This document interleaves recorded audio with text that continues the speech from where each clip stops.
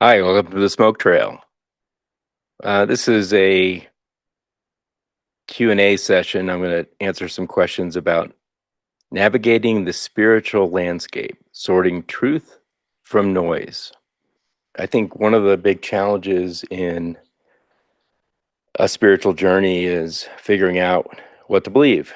One of the great things about the modern era is we have access to unlimited information. We have literally at our fingertips all the great teachings, all the ancient wisdom, tons of new thought, and it's all available to us. And if anyone who's using AI can go on Grok or Gemini or one of the others, and you can ask all kinds of great questions, and it's powerful. It's amazing, but it's also bewildering in many ways. And I think it's overwhelming in information overload. And there's a lot of noise out there, which I'm calling it nicely.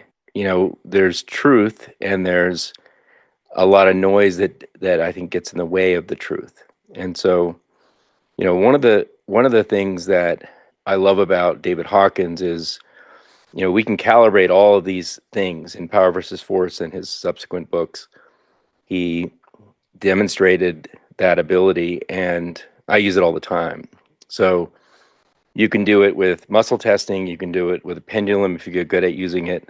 I use that quite a bit just because it's fast and I've come to rely on it. I get the same answers regardless. But you can test if something is truthful and how truthful it is.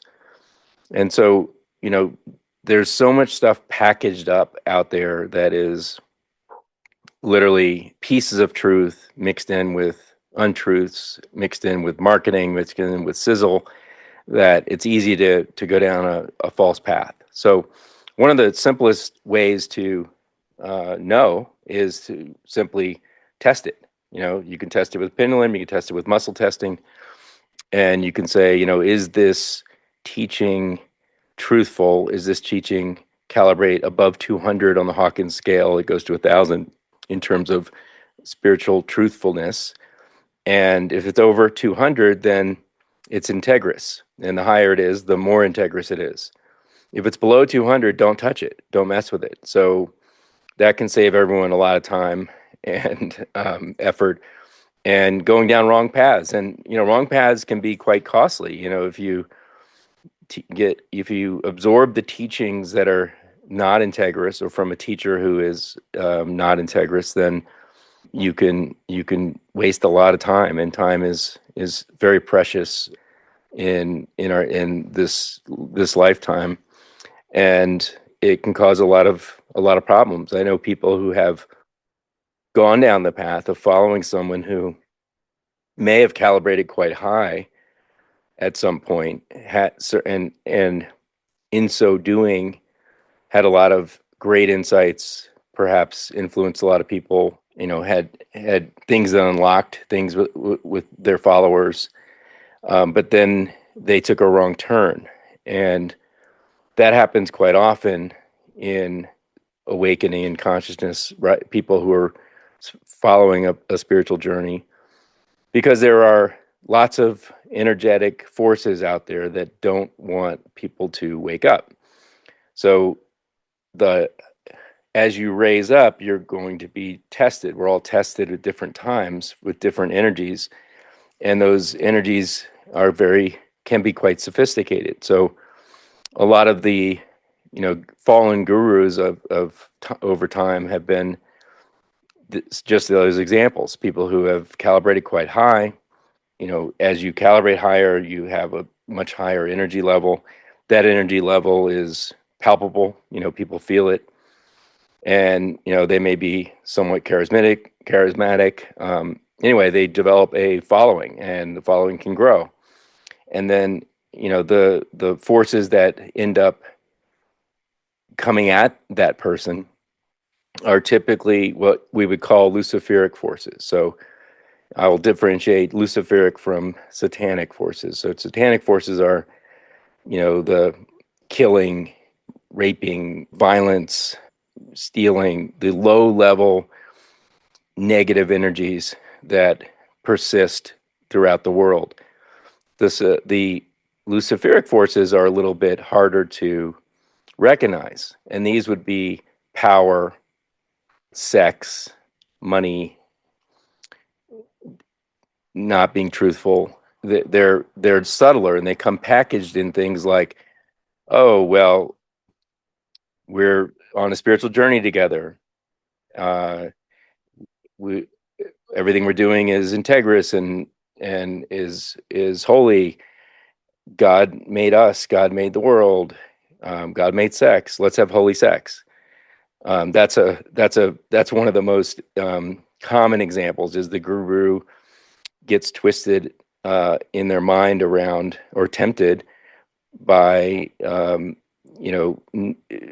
non-integrous relations, and start sleeping with their students, or and making it part of the following. And that is a pernicious thing, because it's obviously, all of us in human form have desires and human needs, and sex is certainly one of the strongest drivers of that. And that's important because it's how the species continues, and it's an important part of life. That said, that force can be twisted, right? And so any teaching or any leader who is bringing that into the mix, you could pretty clearly see has fallen.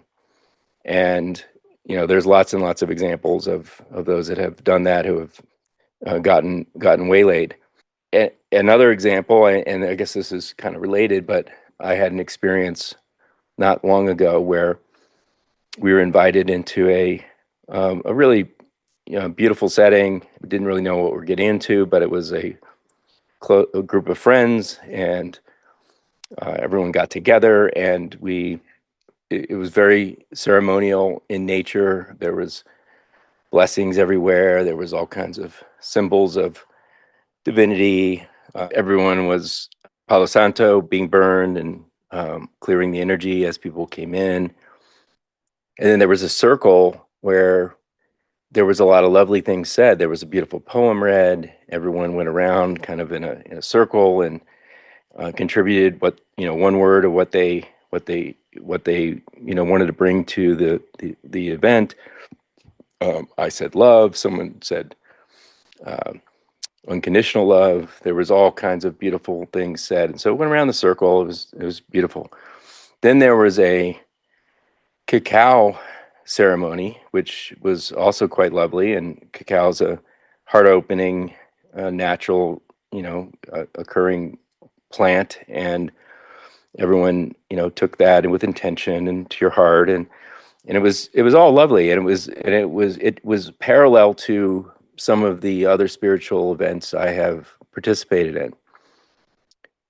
And then it made a subtle or not so subtle twist, and there was various plant and other medicines made available to people, and various people were partaking, which I've only, well, I wouldn't say only, but I would say since my spiritual journey, it's been all about that spiritual journey. And so my plant medicine experiences have all been very contained, very safe container, in a very intentional way, to either uncover shadows that I needed to clear, or to meditate to get closer to source, to divinity, to higher levels of consciousness.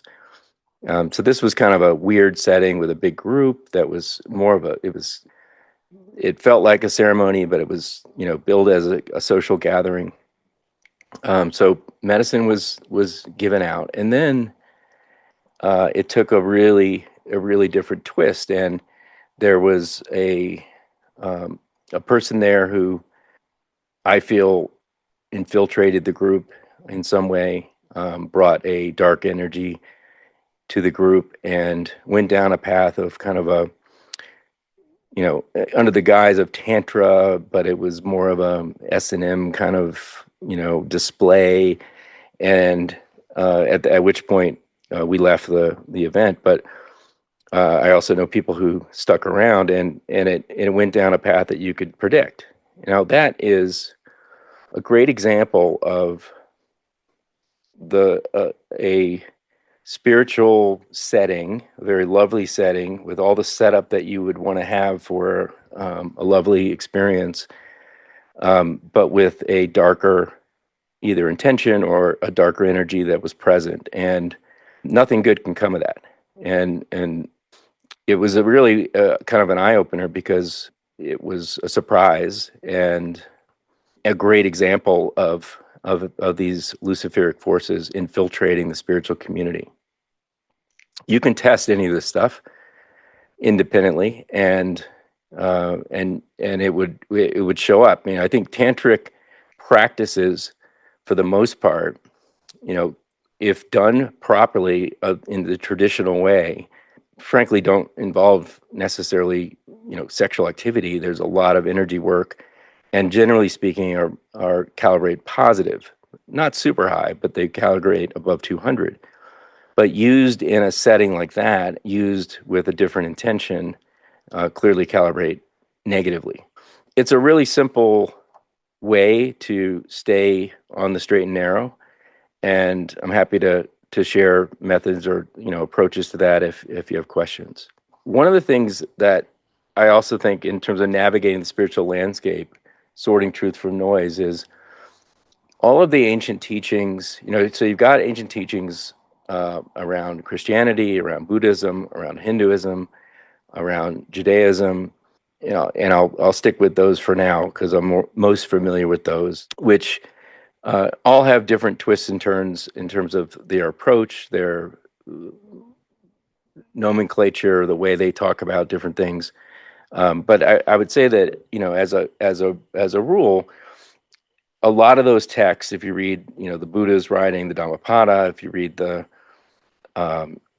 you read some of the, you know, ancient, you know, you can read the Bible, but read other spiritual texts around Christianity, read the Zohar around and the Kabbalah, and a lot of the Vedic writings. They all have a very cultural bent to them, right? They were written. Many of these were written thousands of years ago. Many of them were translated, or they were notes taken by disciples of the spiritual being, whether it be the Buddha or Christ or others, and then they were translated many times to get to, say, English, you know, where we could read it.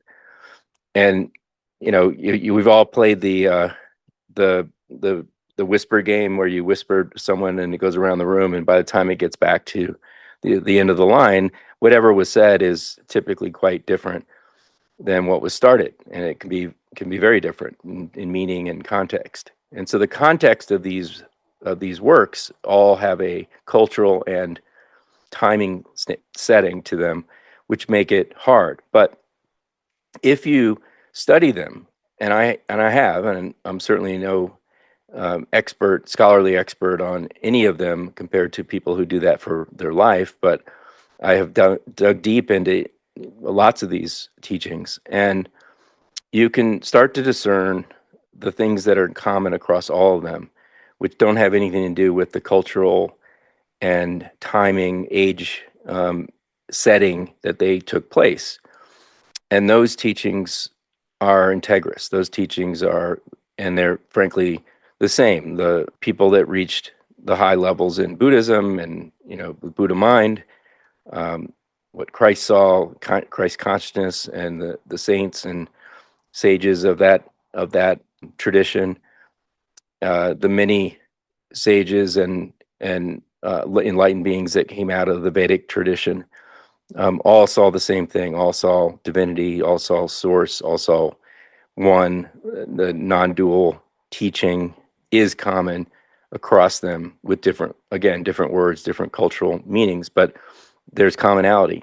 So when I see that, and I read things like Meister Eckhart, who I've talked about a number of times, but I'm a huge fan of, you know, who was in the late 1200 to early 1300s, you know, German lineage, was very high up in the Catholic Church, but he became enlightened, and he was a person who was teaching those teachings, and the Catholic Church didn't like it much, right? So but he was so powerful and had such a following and such a high level of energy, he was able to kind of survive during the Inquisition, which was, really hot and heavy in the 12th and 13th century. The Inquisition was the Catholic Church clamping down on anyone who had any direct experience with God, with divinity, and it was deemed blasphemous. So lots of people were burned at the stake. Lots of people who were quite integrous in their teachings were persecuted. And Meister Eckhart was able to withstand that Inquisition. Some of his works were banned, but he had reached a certain level. Teresa of Avila is a good example where, the reason we even have her works are because she had to document her experiences in order to avoid, being persecuted by the church. And so her writings gave us this, beautiful set of works of what an enlightened being experienced. So these works throughout history, you have to use a little bit of understanding of the context of when they were written and the language they're written in.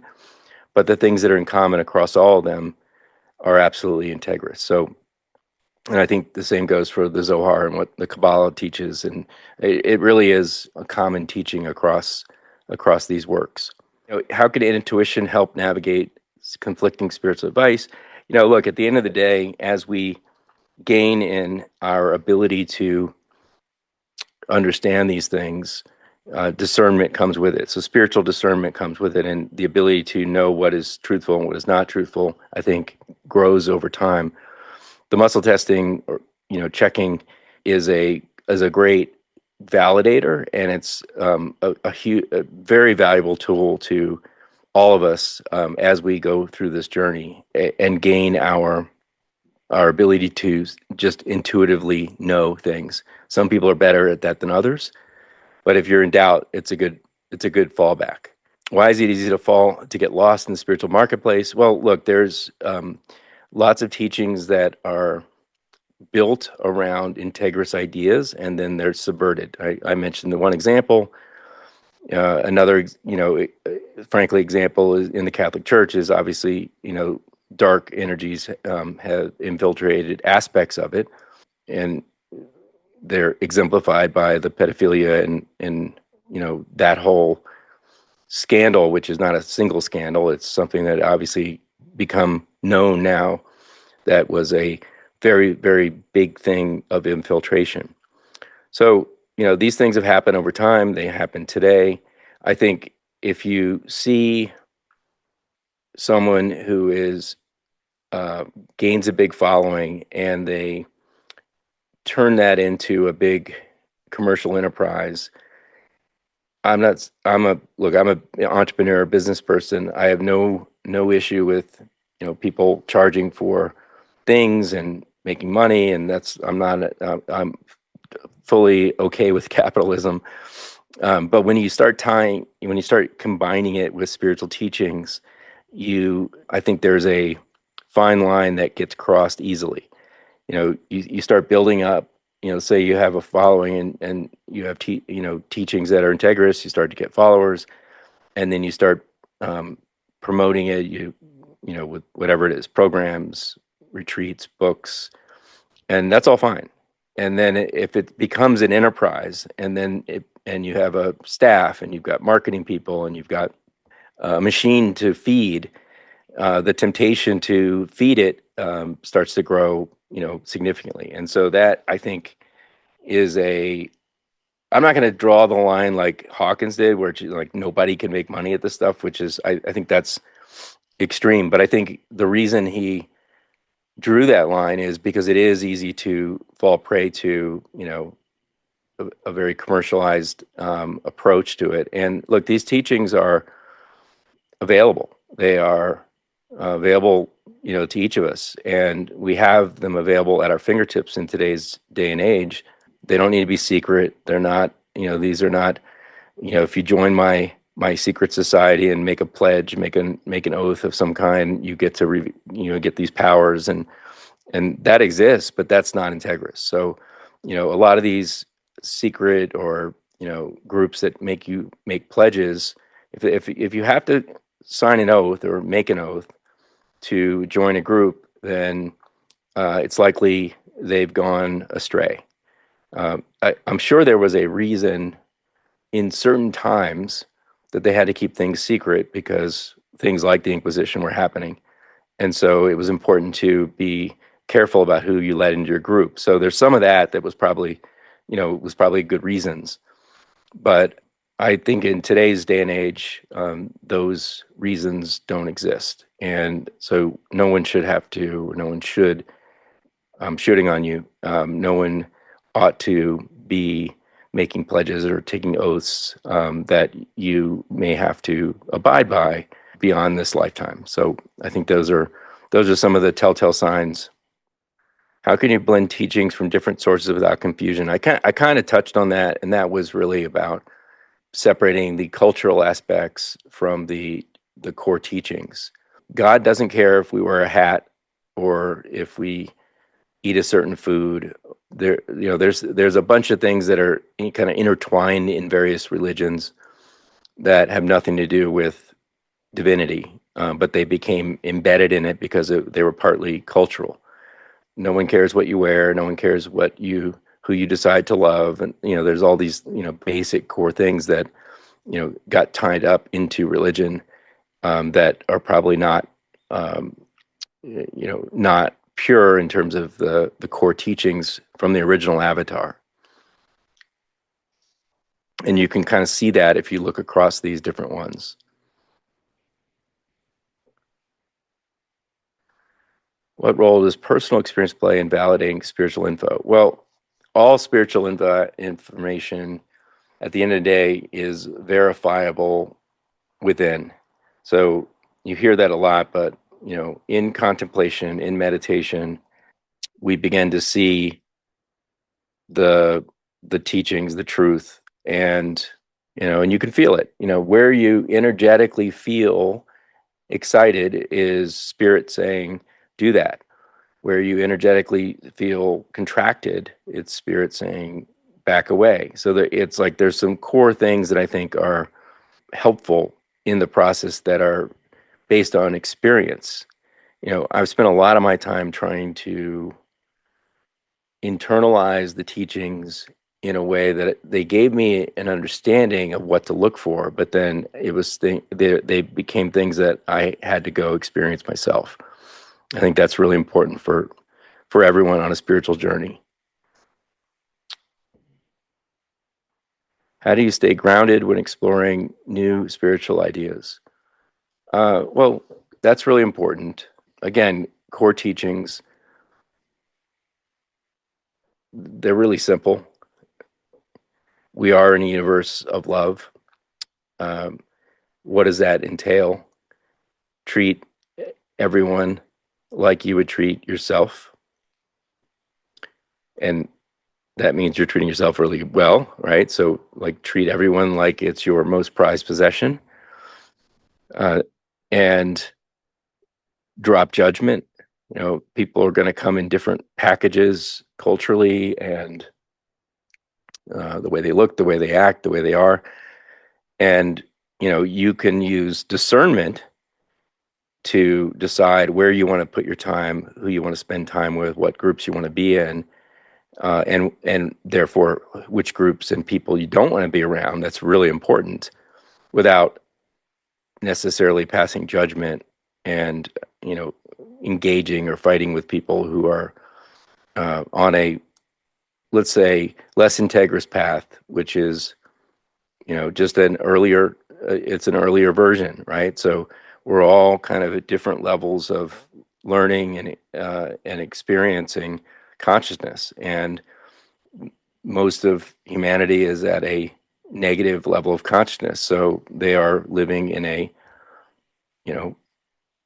lack of free will. They're responding to circumstances, and they're not able to kind of create separation between their human self and the situation, and therefore just reacting, right? So they're reacting emotionally. to whatever's happening.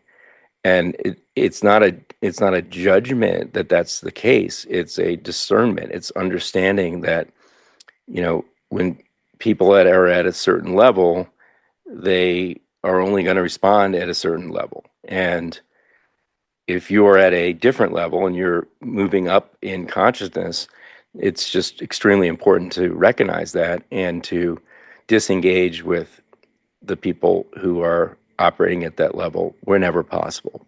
We can't do it all the time, and we have to live in the world if we aren't in a monastery or hanging out on a mountain.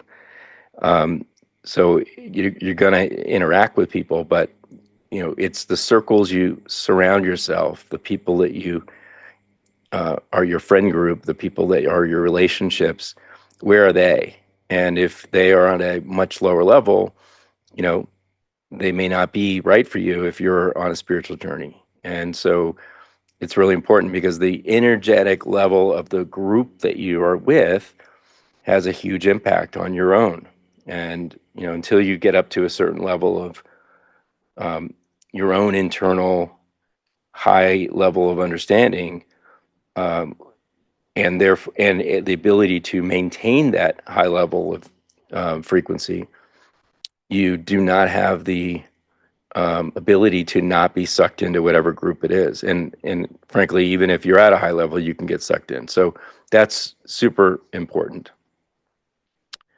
How do you cross-check modern channeled info with ancient texts? That just goes back to muscle testing. And you know, we don't channeled information. I think there's good information out there, but there's a lot of let's just say less than wholesome entities in the astral who the reason they're messing with humans is they don't want humans to awaken, and they're stuck in whatever their realm they're in.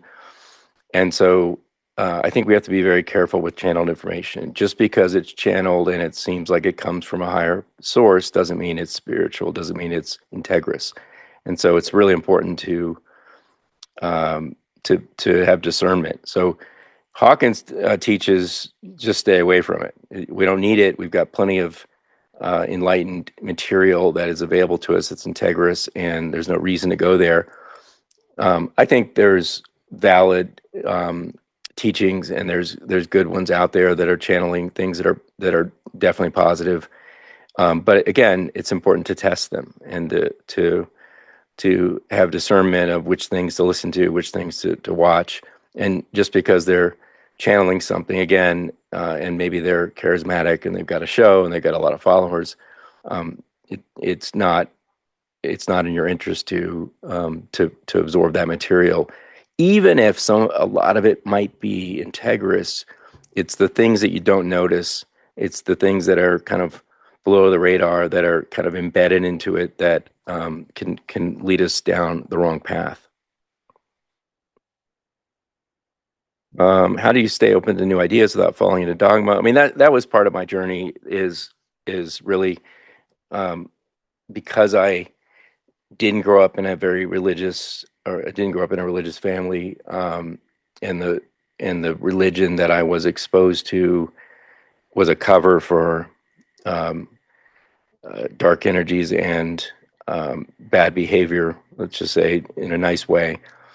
I didn't have a lot of dogma that I had to deal with, which on the one hand was a disadvantage because I didn't know a lot. I didn't didn't didn't go to, my Anitra went to Catholic school, and so she learned a lot of the Catholic teachings. So I didn't have a lot of that as background information. On the other hand, it was very beneficial in this process because I took a kind of an open mind to look at everything. And so, instead of listening to what other people say about stuff, I just went to the sources and I read a lot of the material and made my own judgment on it. So, and I continue to do that. And so I've been open minded about it. But again, I tend to try to calibrate and test the material before I spend time on it. It saves me a lot of time, a lot of wasted time that would otherwise go down a wrong path. What role does community play in sorting spiritual noise? Again, that goes back to the energetic level of the people who you are around. It's very helpful to be in a positive spiritual community who are all working together, working on their own consciousness, and I think we can help each other. It's very unhelpful to be amongst people who are not interested in that. So, who you spend your time with, where you spend your time, is where you put your energy, and in many cases, it's who you become. So that's extremely important. And we can grow out of different groups. I mean, there's different times in our journey that a group is very helpful, and then we may grow out of it, and it makes sense to move on and find a different group or do work on your own for a while. I think that's clear to me that there's a time and a place for a lot of these teachings.